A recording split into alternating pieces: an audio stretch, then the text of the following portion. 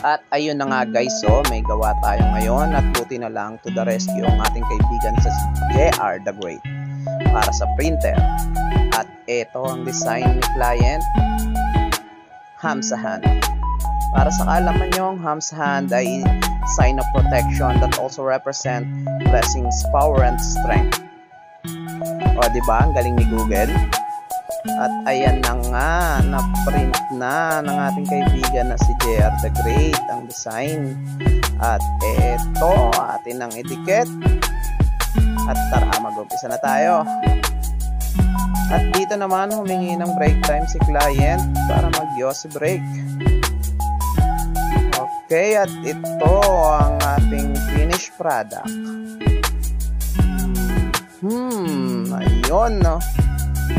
Sakit-sakit daw. Medyo sa taas, sabi ng client.